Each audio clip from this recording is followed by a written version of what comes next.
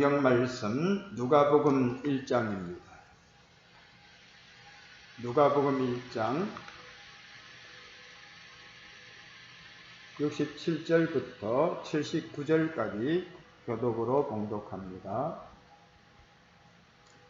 그 부친 사가랴가 성령의 충만함을 받아 예언하여 이르되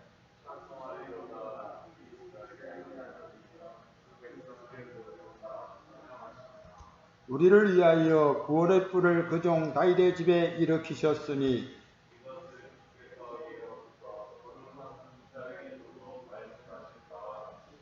우리 원수에게서와 우리를 미워하는 모든 자의 손에서 구원하시는 이리라.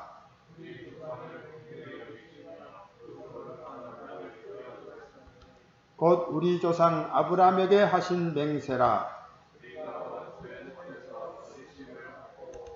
종신토록 주의 앞에서 성결과 의로 두려움이 없이 섬기게 하리라 하셨도다.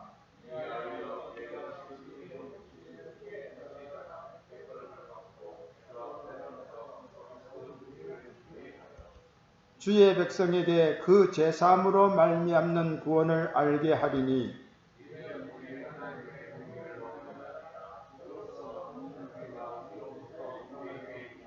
합독합니다. 어둠과 죽음의 그늘에 앉은 자에게 비치고 우리 발을 평강의 길로 인도하시리로다 하니라. 아멘. 거룩한 언약이라는 주제를 가지고 말씀 나누도록 하겠습니다. 오늘은 성탄절이 있는 주간이 되겠습니다. 그래서 구주 강림을 고대하며 불렀던 사가랴 제사장의 노래를 살펴보려고 합니다. 먼저 사가랴가 어떤 인물인지 잠시 생각해 보도록 하겠습니다. 사가랴와 그의 아내 엘리사벳은 모두 아론의 자손들입니다. 다시 말해서 제사장 가문이 되겠습니다. 이 부부는 하나님 앞에서 경건한 삶을 살며 하나님의 말씀 중심의 삶을 살아서 하나님 앞에 인정받는 의인이 되었지만은 애석하게도 늙도록 자식을 보지 못한 상태였습니다. 이 문제를 놓고서 부부는 늘 하나님 앞에 기도해 왔지만은 응답을 받지 못하였습니다. 사가랴는 아비야 반열의 제사장이었는데요. 순번에 따라서 성소에 들어가 하나님 앞에 분향을 드리게 됩니다. 9절 말씀에 보면은 제사장의 전례를 따라 제비를 뽑아 주의 성전에 들어가 분향하고 라는 말씀이 있는데요. 제사장들이 맡은 일들이 참 많이 있는데 그 중에 하나가 하나님 앞에 분향을 드리는 일이라고 할 수가 있겠습니다. 제사장들의 맡은 일도 많고 또 제사장의 수도 많았기 때문에 효율적으로 그 일을 맡기 위해서 다윗 시대에 제사장 반열을 24반열로 나누게 되는데요. 이 순번을 쫓아서 제사장의 직무를 수행하게 되어 있었던 겁니다. 그리고 그 순번이 왔다 할지라도 그 반열에 속한 제사장의 수가 많기 때문에 제비를 뽑아가지고 거기에서 추첨이 된 사람이 그 일을 맡게 되니까 일평생 분향을 직접 담당하는 제사장의 수는 그렇게 많지를 않았다고 할 수가 있겠는데 그 순번이 사가랴에게 다 왔다 하는 그런 말씀이 되겠습니다. 분향은 아무나 드릴 수 없는 예식이죠. 거룩한 예식이기 때문에 제사장만이 드릴 수가 있는 예식입니다. 구약 성경에 보면은 우시아라고 하는 왕이 하나님의 성소에 들어가서 분향을 하려고 하다가 하나님 앞에 징벌 받는 그런 얘기가 나오죠. 내가 왕이니까 얼마든지 할 수 있다 하는 이런 어리석은 생각을 품고서 제단의 성소에 들어가서 분향을 하려고 할 때에 제사장이 그것을 만류했지만은 듣지 않다가 결국은 하나님 앞에 징벌 받아서 문둥병자가 된 그런 이야기가 나오는 것을 보게 됩니다. 제사장이 성소에 들어가서 분향을 할 때는 백성들은 밖에서 기도를 드립니다. 10절에 보면은 모든 백성은 그 분향하는 시간에 밖에서 기도했다 이렇게 말씀하고 있는데 성도들의 기도가 향년이 되어서 하나님 앞에 상달되는 것으로서 생각했기 때문 아니겠습니까? 시편 141편 2절에 보면은 나의 기도가 주의 앞에 분향함과 같이 되며 나의 손드는 것이 저녁 제사같이 되게 하소서. 그러니까 분향을 기도로서 그렇게 생각을 했던 것을 보게 되는데요. 요한계시록에도 그런 말씀이 나오죠. 요한계시록 5장 8절에 보면은 24장로들, 네 생물과 24장로들이 그 어린 양 앞에 엎드려 각각 금은고와 향이 가득한 금대접을 가졌으니 이 향은 성도의 기도들이라. 그러니까 성도의 기도가 향연처럼 하나님 앞에 올려간다는 것을 보여주고 있습니다. 그래서 이제 사가랴가 기도하는 심정을 가지고 분향을 드리는데 바로 그때에 그가 이상을 보게 되죠. 천사를 만나게 됩니다. 향단 우편에 천사가 서 있는 것을 보게 되는데요. 그 천사는 하나님의 뜻을 전달하는 가브리엘 천사였습니다. 가브리엘 천사가 사가랴에게 하는 말이 너의 아내 엘리사벳, 그가 이제 아들을 낳게 될 것이다. 그가 주님 앞에서 아주 큰 자가 될 것이고 그리고 이스라엘 백성들을 하나님께로 돌아오게 하는 큰 일을 감당하게 될 것이다. 그렇게 예언을 합니다. 15절 16절 말씀인데요. 그가 주 앞에 큰 자가 되며 포도주나 독한 술을 마시지 아니하며 모태로부터 성령의 충만함을 받아 이스라엘 자손을 주 곧 그들의 하나님께로 많이 돌아오게 하겠다. 400여 년 동안 하나님의 말씀이 없던 이 어두운 시대, 말라기 선지자가 하나님의 말씀을 전한 이후로 약 400년 동안 하나님의 말씀이 그렇게 드러나지 않았는데 이 일을 이 아이가 행하게 될 것이다 하고서 가브리엘 천사가 일러주었던 겁니다. 그런데 사가랴는 그것을 받아들이질 못합니다. 이미 늙은 그들, 도저히 자식을 낳을 그런 상황이 아니었기 때문에 그것을 불신합니다. 하지만은 사가랴의 불신에도 불구하고 하나님의 뜻은 이루어졌지요. 엘리사벳은 곧바로 잉태를 하게 됩니다. 하지만 사가랴는 불신의 벌로 인해서 그의 아내 엘리사벳이 아들을 낳을 때까지 듣지도 못하고 말하지도 못하는 그런 상태로 지내야만 했습니다. 이제 아이가 태어났습니다.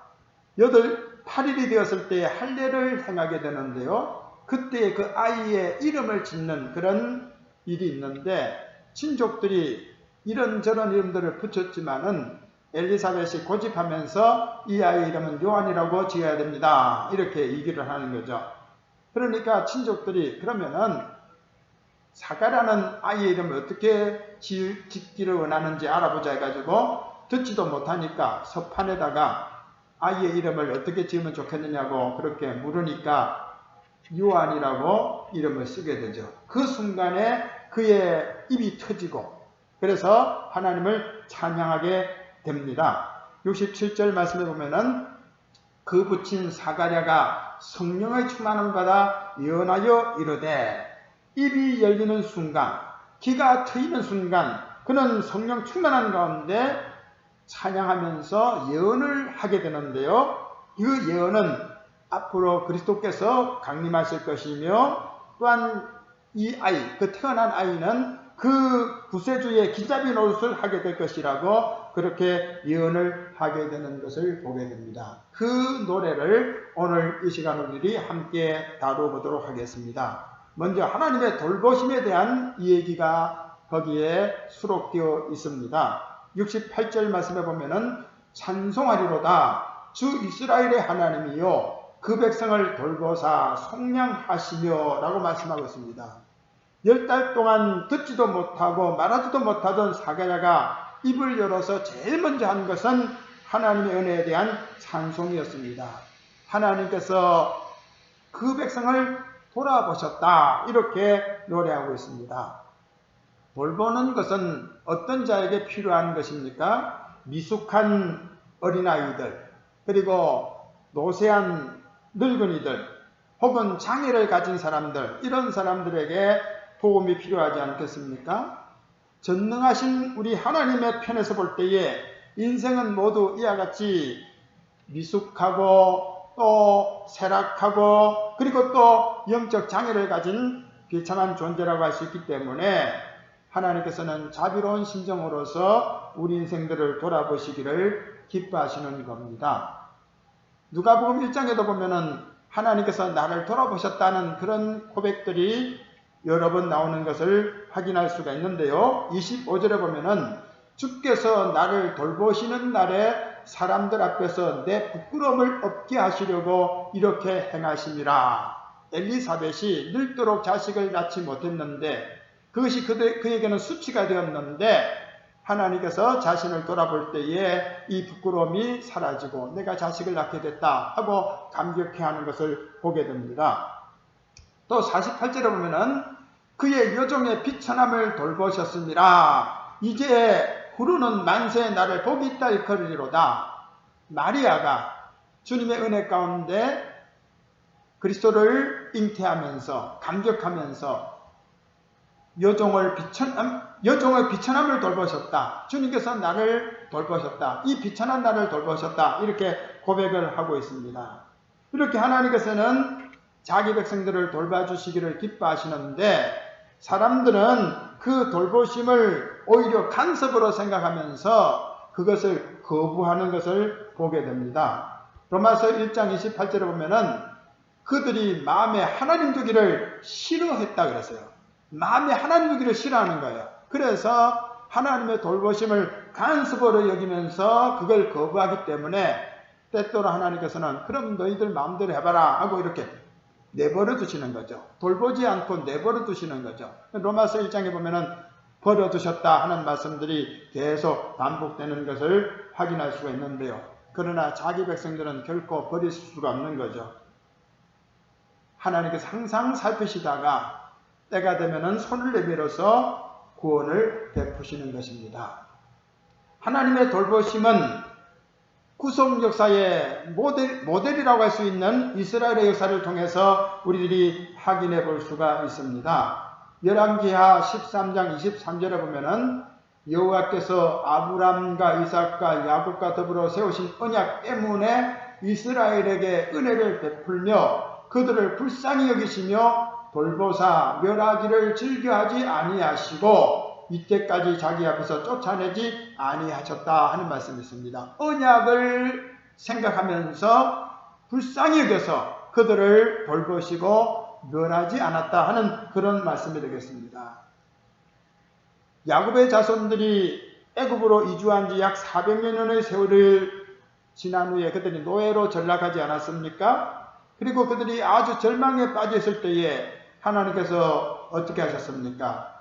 언약을 기억해서 그들을 구원해내지 않습니까? 출애굽기 2장 24절 25절을 보면은 하나님이 그들의 고통 소리를 들으시고 하나님이 아브람과 이삭과 야곱에게 세운 그의 언약을 기억하사 하나님이 이스라엘 자손을 돌보셨고 하나님이 그들을 기억하셨더라. 언약을 하나님께서 기억하시면서 그 비참한 노예로 전락한 이스라엘을 돌보시고 그들을 구원해줬다는 그런 말씀 되겠습니다. 애굽에서 그들을 건져내시고 광야에서 훈련을 시키시고 그리고 가나안 땅에 인도하심으로써 하나님의 그 언약을 성취하셨다는 겁니다. 그 돌보심은 아브람과의 언약의 근거라고 말씀하고 있죠. 오늘 본 말씀 73절에 보면은 우리 조상 아브라함에게 하신 맹세라 말씀하고 있어요. 언약을 맺을 때에 하나님은 맹세로서 언약을 맺으신 겁니다. 히브리서 기자가 이렇게 말씀합니다. 하나님이 아브라함에게 약속하실 때에 가리켜 맹세할 자가 자기보다 더 큰 이가 없으므로 자기를 가리켜 맹세하여 이르시되 내가 반드시 너에게 복주고 복주며 너를 번성하게 하고 번성하게 하리라. 하나님께서 자신보다 더 높은 이가 없기 때문에 하나님 자신의 이름을 두고서 아브라함에게 맹세하면서 언약을 맺었다는 그런 말씀이 되겠습니다. 그 언약은 하나님 편에서 주어진 언약이기 때문에 거룩한 언약이라고도 그렇게 불려지죠. 본 말씀을 보면은 우리 조상을 긍휼히 여기시며 그 거룩한 언약을 기억하셨다. 하나님은 거룩하신 분이기 때문에 거룩하신 하나님의 언약은 거룩한 것이 될 수밖에 없는 거죠. 그 언약의 내용, 아브라함과 맺은 언약의 내용이 무엇입니까? 창세기 12장 1절 이하의 말씀이죠. 여호와께서 아브라함에게 이르시되 너는 너의 고향과 친척과 아버지 집을 떠나 내가 네게 보여줄 땅으로 가라. 내가 너로 큰 민족을 이루고 네게 복을 주어 네 이름을 창대하게 하리니 너는 복이 될지라. 너를 축복하는 자에게는 내가 복을 내리고 너를 저주하는 자에게는 내가 저주하리니 땅의 모든 족속이 너로 말미암아 복을 얻을 것이라 하시니라. 이것이 바로 하나님의 언약의 말씀이 되겠습니다. 이것은 15장에도 나오고요. 그리고 또 17장에도 나오는데요. 11장에 보면은 보라 내 언약이 너와 함께 있으니 너는 여러 민족의 아버지가 될지라. 이제후로는 네 이름을 아브라함이라 하지 아니하고 아브라함이라 하리니 이는 내가 너를 여러 민족의 아버지가 되게 함이니라. 내가 너로 심히 번성하게 하리니 내가 네게서 민족들이 나게 하며 왕들이 네게로부터 나오리라. 내가 내 언약을 나와 너 및 네 대대 후손 사이에 세워서 영원한 언약을 삼고 너와 네 후손의 하나님이 되리라. 내가 너와 네 후손에게 내가 거류하는 이 땅 곧 가나안 온 땅을 주어 영원한 기업이 되게 하고 나는 그들의 하나님이 되리라. 이렇게 약속하고 있습니다. 번성하게 하겠다. 여러 민족의 아버지가 되게 하겠다. 복의 중심이 되게 하겠다. 가나안 땅을 영원한 기업으로 주겠다 하는 그런 말씀인데요. 아브라함이 그 언약을 믿을 때에 의롭다함을 받았습니다. 아직 자식을 보기 전인데도 불구하고 하나님께서 하늘에 있는 별을 보여주면서 너의 자손이 이와 같이 번성하게 될 것이라고 할 때에 그가 그걸 믿은 겁니다. 그걸 하나님께서 의롭다고 인쳐준 것이죠. 창세기 15장 5절 6절에 보면은 그를 이끌고 밖으로 나가 이르시되 하늘을 우러러 묵별을 셀 수 있나 보라. 또 그에게 이르시되 네 자손이 이와 같으리라. 아브라함이 여호와를 믿으니 여호와께서 이를 그의 의로 여기시고 하나님의 그 약속을 믿을 때에 하나님께서 그것을 의로 여기셨다고 말씀하고 있습니다. 이걸 바울 사도님께서 인용을 하죠. 로마서 4장 3절에 보면은 성경이 무엇을 말하느냐? 아브라함이 하나님을 믿음에 그것이 그에게 의로 여겨진 바 되었느니라. 행위가 아니라 하나님을 신뢰하면서 그 약속을 믿을 때에 그것을 의롭게 보아주셨다는 근거로서 바울 사도가 아브라함의 그 역사를 해상하고 있는 것을 보게 됩니다. 그 언약대로 애굽에서 이스라엘 백성들을 건져내셨는데요. 그것으로 끝나지 않습니다. 그 언약은 계속 이어집니다. 이스라엘은 늘 하나님을 배반하며 악을 저질렀지만은 하나님은 신실하게 그 언약을 지켜나가십니다.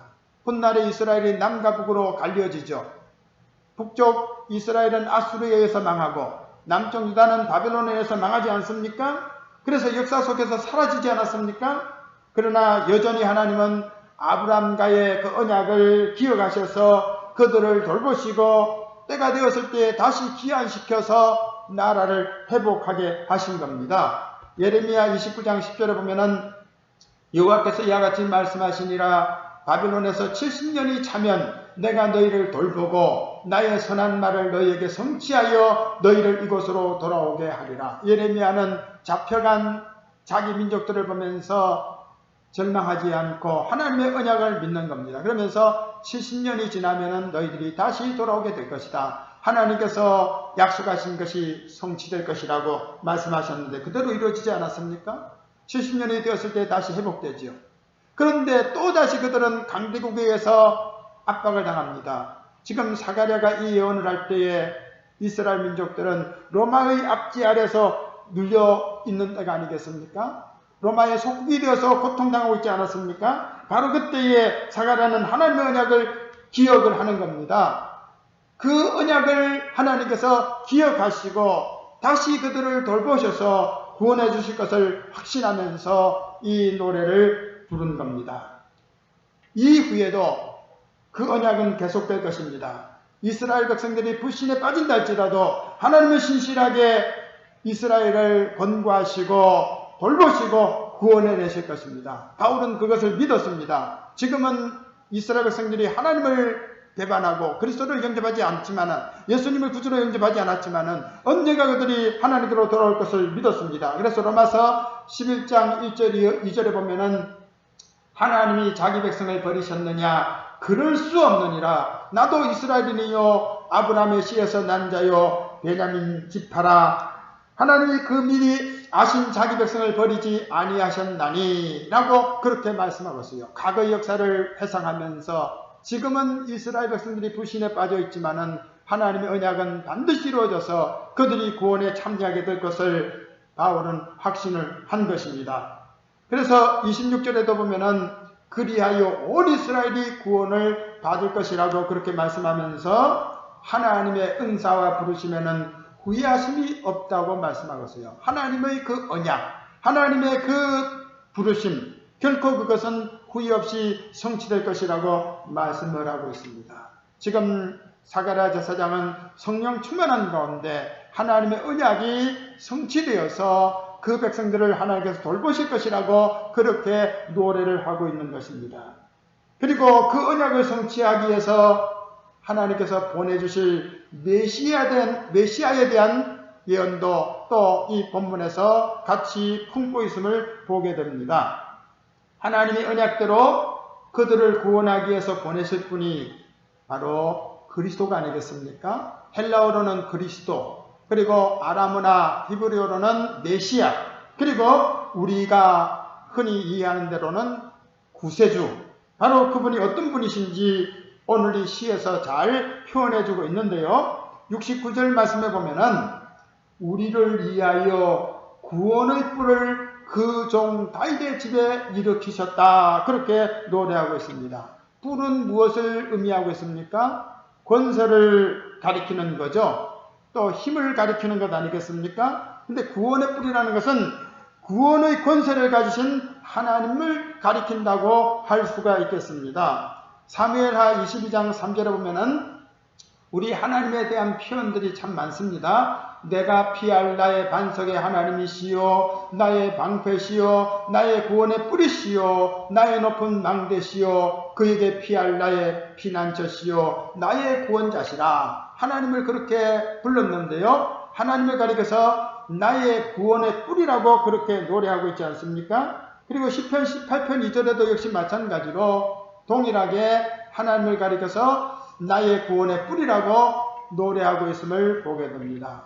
사가랴는 구원의 뿌리 되시는 하나님께서 자기 백성을 돌보시고 자기 백성을 구원하기 위해서 오신다는 사실을 알고 있었습니다. 어떻게 알았습니까?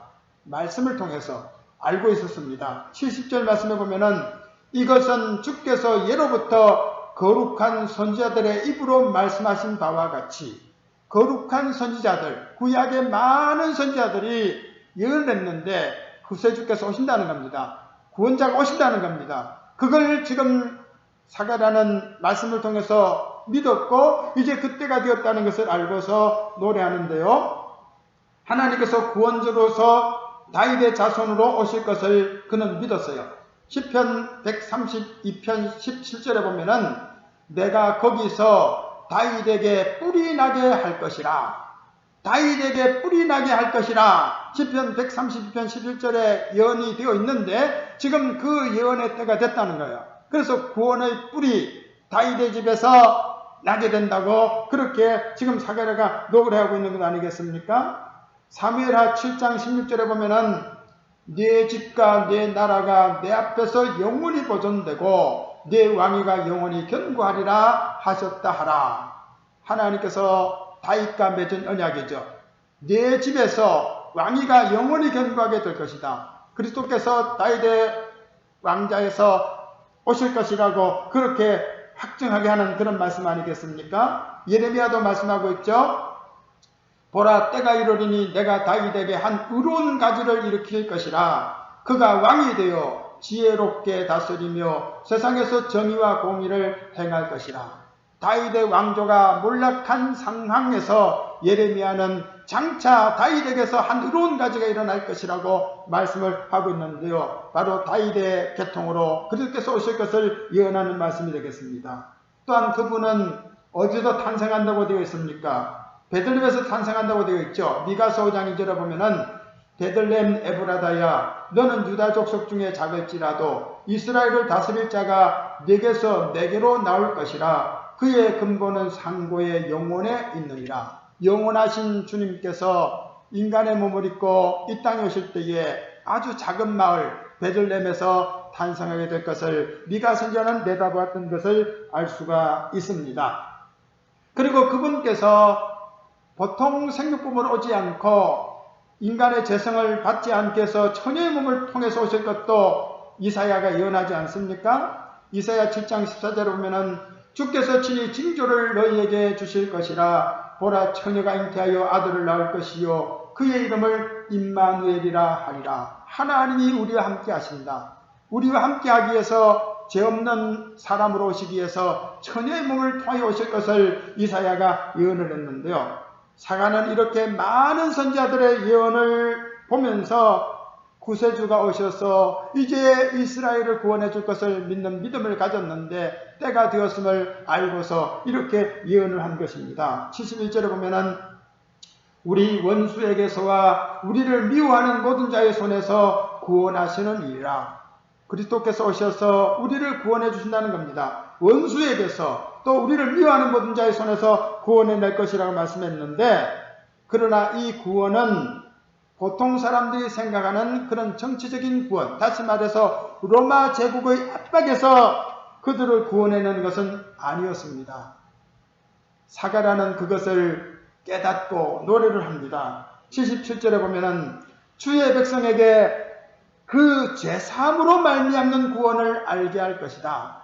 그분이 오셔서 정치적인 구원을 이루는 것이 아니라 죄사함으로 말미암은 구원을 알게 할 것이라고 그렇게 노래하고 있지 않습니까? 그분의 이름이 예수지요.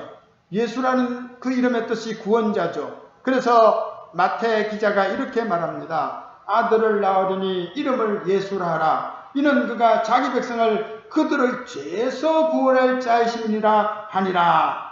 바로 이 죄사함을 통해서 참된 구원이 이루어진다는 사실을 사가랴가 알고 그렇게 노래를 했던 것을 보게 됩니다. 그리고 사가랴는 주님, 이 그리스도 메시아를 가리켜서 주님이라고 표현을 합니다. 자기가 낳은 아들 요한이 선지자가 되어서 주님의 길을 준비할 것을 확신하면서 노래하죠. 76절 말씀 보십시오. 이 아이여, 이 아이는 바로 세례 요한을 가리키는 겁니다. 사가랴가 낳은 아들을 가리키는 겁니다. 네가 지극히 높으신 이의 선지자라 일컬음을 받고 주 앞에 앞서가서 그 길을 준비하여 주의 백성에게 그 제사함으로 말미암은 구원을 알게 하리니라고 그렇게 노래하고 있습니다. 자기가 낳은 아들 요한이 구원의 뿔이 아니고 그는 단지 앞서가서 주님의 길을 준비하는 선지자라는 그런 고백을 하고 있습니다. 그리고 백성들이 맞아야 될 대상은 자기 아들 요한이 아니고 구원의 뿔이신 주님, 구세주 예수 그리스도라는 사실을 밝혀주는 겁니다. 실제로 그의 아들 세례 요한이 장성해서 광야로 나가서 회개의 메시지를 전파하지 않습니까? 그때에 메시아를 갈망하던 많은 사람들이 이분이 우리가 기다리던 그리스도가 아닐까 그렇게 생각하면서 모여들지요. 그리고 세례 요한을 지지합니다. 누가복음 3장 15절에 보면은 백성들이 바라고 기다림으로 모든 사람들이 요한을 혹 그리스도신가 신중에 생각하니 라고 말하고 있지 않습니까? 하지만 요한은 나는 그리스도가 아니다. 분명히 자기가 그리스도가 아니라는 사실을 밝히면서 내 뒤에 오시는 분이 계신데 바로 그분이 그리스도다. 나는 그분의 신을 들기도 감당하지 못할 자다. 나는 그분의 종이 되기에도 부족하다. 그렇게 고백을 합니다. 마태복음 3장 11절에 보면은 나는 너희로 회개하기 위하여 물로 세례를 베풀거니와 내 뒤에 오시는 이는 나보다 능력이 많으시니 나는 그의 신을 들기도 감당하지 못하겠노라. 그는 성령과 불로 너에게 세례를 베푸실 것이라고 말하고 있습니다. 그리고 누가복음 3장 16절에는 나보다 능력이 많으신 분이다. 그렇게 또 고백을 하고 있음을 보게 됩니다.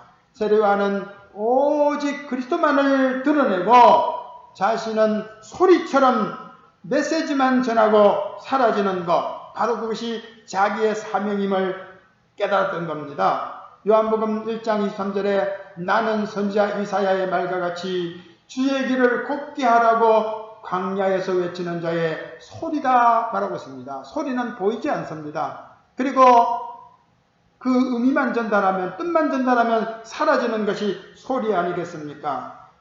정말로 많은 사람들이 세례요한에게 모여들었다가 세례요한이 증거하는 그리스도를 알고서 그분에게로 이제 다 몰려갈 때에 요한의 제자들은 섭섭한 마음을 가지고서 당신을 따르던 많은 사람들이 이제는 저 당신이 말하던 그 사람에게로 몰려갑니다. 이렇게 말할 때에 결코 요한은 섭섭하게 생각하지 않고 이렇게 말을 합니다. 그는 흥하여야 하겠고 나는 쇠하여야 하리라. 주님은 흥해야 되고 나는 쇠해야 된다는 거예요. 많은 사람들이 이러지를 못합니다. 내가 흥해야 된다는 거예요. 그래서 남이 흥하는 것 원치 않는데 세례요한은 주님만 흥하게 하고 자신은 쇠해진다고 그렇게 말하고 있음을 보게 됩니다. 진정 요한은 지극히 높으신 하나님의 선지자로서 주 앞에 왔습니다. 6개월 먼저 왔습니다. 그리고 백성들이 주님을 맞을 준비하도록 회개의 세례를 베풀었습니다. 요한은 결코 자신이 주님이 아니라고 했습니다. 자신은 주님의 길을 준비하는 자라고 했습니다. 자신은 구원자가 아니고 오직 구원의 줄을 알게 하는 자라고 분명히 말하고 있음을 보게 됩니다. 구원의 길을 알게 한다. 구원을 알게 한다고 말씀하고 있어요. 그래서 그는 자기를 따르는 많은 사람들에게 예수님을 소개하면서 어떻게 말합니까? 세상 죄를 지고 가는 하나님의 어린 양이다. 세상 죄를 지고 가는 하나님의 어린 양이다. 인류의 죄를 대속하기 위해서 주님께서 제물이 되실 것을 세례 요한이 알고서 보라 세상 죄를 지고 가는 하나님의 어린 양이라고 그렇게 증거를 한 것입니다. 그리고 예수님을 주님이라고 그렇게 말하고 있는데요. 이것은 일반적으로 종이 주인을 가리켜서 주님이라 부르거나 학생이 선생을 가리켜서 주님이라 부르는 것, 이런 것과는 차원이 다른 겁니다. 예수님은 진정한 주님, 만유의 참주인, 대속의 주인이 된다는 것 잊어서는 안 될 것입니다. 바울 사도님께서 고린도 교우들에게 말씀하면서 하늘이나 땅이나 신이라 불리는 자가 있고 많은 신과 많은 주가 있으나 그러나 우리에게는 한 하나님 곧 아버지가 계시니 만물이 그에게서 났고 우리도 그를 위하여 있고 또한 한 주 예수 그리스도께서 계시니 만물이 그로 말미암고 우리도 그로 말미암아 있다고 말씀하고 있는데, 진정으로 참되신 주님은 오직 예수 그리스도 그분밖에 없다는 사실을 우리들이 자각해야 할 것입니다. 그리고 또한 주님을 가리켜서 어떻게 표현했습니까? 돕는 해로서 표현하고 있습니다. 78절 79절에 보면은 우리 하나님의 공율로 인함이라 이로써 돕는 해가 위로부터 우리에게 임하여 어둠과 죽음의 그늘에 앉은 자에게 비치고 우리 발을 평강의 길로 인도하시리로다 하니라. 그렇게 노래하고 있습니다. 말라기 선지자는 이 땅에 강림하실 그리스도를 역시 태양으로 묘사하고 있지 않습니까? 말라기 4장 2절에 보면은 내 이름을 경외하는 너희에게는 공의로운 해가 떠올라서 치료하는 광선을 비추리니 너희가 나가서 외양간에서 나온 송아지같이 뛰리라. 주님께서 공의로운 태양처럼 그렇게 임하셔서 치료의 광선을 발할 때에 그 빛을 받은 무리들이 외양간에서 나온 송아지처럼 뛸 것이라고 말을 했는데, 우리가 빛 대신 주님을 만나게 되면 이렇게 기뻐 뛰며 주님을 찬양하게 되지 않겠습니까?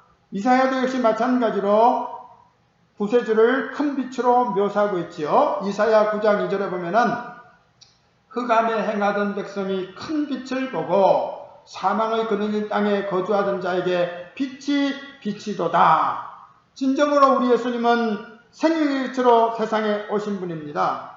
요한은 빛이 아니고 그 빛을 증언하러 온 자라고 요한복음 1장에 분명히 기록하고 있어요. 요한복음 1장 6절에서 8절에 보면은 하나님께로부터 보내심을 받은 사람이 있으니 그의 이름은 요한이라. 그가 증언하러 왔으니 곧 빛에 대하여 증언하고 모든 사람이 자기로 말미암아 믿게 하려 함이라. 그는 이 빛이 아니요 이 빛에 대하여 증언하러 온 자라. 그 세례 요한은 사가랴가 낳은 그 아들은 빛이 아니고 빛을 증거하러 온 자고, 빛은 참빛은 예수 그리스도라는 그런 말씀이 되겠습니다.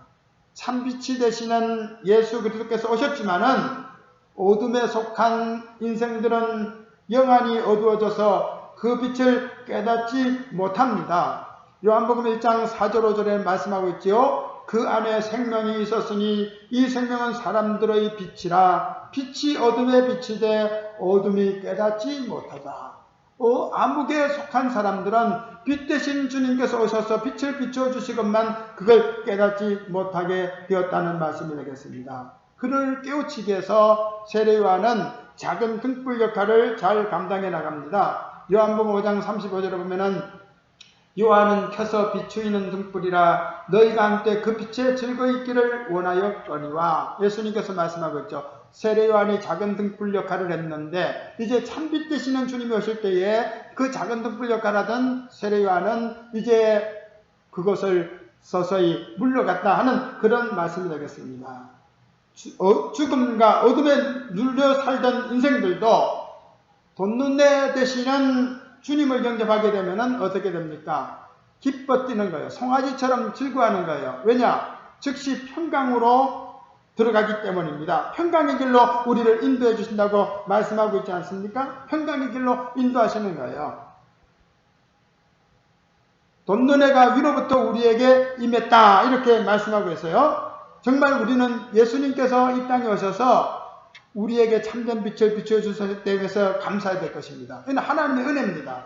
하나님의 사랑입니다. 요한복음 3장 16절의 말씀 너무나도 유명한 말씀이죠. 하나님이 세상을 이처럼 사랑하사 독생자를 주셨으니 이는 그를 믿는 자마다 멸망하지 않고 영생을 얻게 하려 하심이니라. 하나님은 신실하신 분이십니다. 사람처럼 거짓말하지 않습니다. 한번 언약한 것은 반드시 지키는 분이십니다.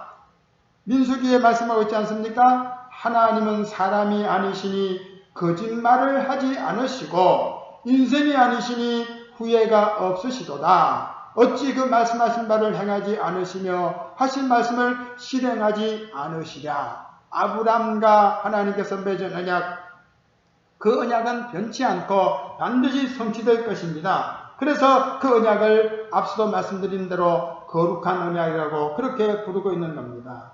아브람과 하신 그 약속대로, 그리고 다윗과 맺은 그 언약대로 주님이 오셨습니다. 그래서 그것을 마태가 증언하면서 아브람과 다윗의 자손 예수 그리스도의 계보라고 그렇게 마태복음 1장 신약 성경 첫 번째 글에서 그렇게 제시하고 있음을 볼 수가 있습니다. 그 언약 안에 들어가면은 참 자유를 얻게 되고 참 평안을 얻을 수가 있습니다. 하지만 생각해 보십시오. 우리는 이 언약에 참여할 자입니까 아닙니까?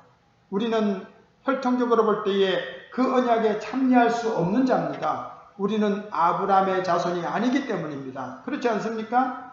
그래서 언약 밖에 있는 이방인이라고 할 수가 있겠습니다. 하지만 예수님의 십자가 사랑으로서 이제는 우리들이 그 언약 안으로 들어오게 되었다는 그 놀라운 사실을 우리들이 잊어서는 안 될 것입니다. 에베소 2장에 말씀합니다. 그러므로 생각하라. 너희는 그때에 육체로는 이방인이요 손으로 육체 행한 할례를 받은 무리라 칭하는 자들로부터 할례를 받지 않은 무리라 칭함을 받는 자들이라. 우리는 아브라함의 자손이 아니에요. 그러니까 이방인이에요.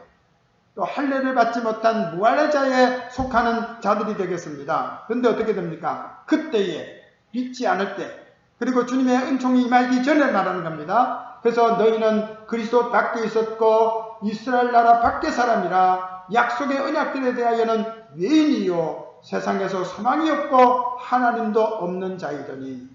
그 언약, 그 거룩한 언약, 그 구원의 언약과는 상관없는 언약에 대해서는 외인이라는 거예요. 바깥 사람이라는 거예요. 그 언약에 속한 자가 아니었다는 겁니다. 하지만 놀라운 은총이 임합니다. 이제는 이 뭡니까? 주님이 십자가로서 피 흘려서 온 인류의 죄를 대속하는 그 역사, 그로 인해서 이제는 전에 멀리 있던 너희가 그리스도 예수 안에서 그리스도의 피로 가까워졌느니라. 이제는 언약에 참여하게 되었다는 그런 말씀이 되겠습니다. 주의 피로 인해서 우리들이 은혜에 참여한 자가 되었으니, 이 거룩한 언약, 구원의 언약에 참여하게 되었으니 얼마나 감사합니까? 거저받은 이 은혜, 그 축복을 우리는 누렸으니 이제 남은 생은 어떻게 살아가야 되겠습니까? 74절과 75절 말씀입니다. 우리가 원수의 손에서 건지심을 받고 종신토록 주의 앞에서 성결과 의로 두려움이 없이 섬기게 하리라 하셨더라. 여러분, 주님의 은혜로 우리들이 구원받고 그 은혜에 참여되었으니 이제 남은 날 어떻게 해야 되겠습니까? 종신토록 우리 생명 다하는 그날까지 어디서 살아야 되겠습니까? 주님 앞에서 살아가야 할 것입니다. 어떻게 살아가야 되겠습니까? 성결과 의로 살아야 될 것입니다. 그리고 두려움 없이 살아가야 될 것입니다. 그리고 섬기는 삶을 살아가야 될 것입니다. 예수님의 피로 제사함받고 이 구원에 참여한 감격을 가지고 기뻐 뛰면서 우리의 남은 생 온전히 주님 앞에 바치면서 성결과 의로 두려움 없이 주님 앞에서 주님을 섬기며 살아가는 우리 모든 성도들이 되시기를 축원합니다.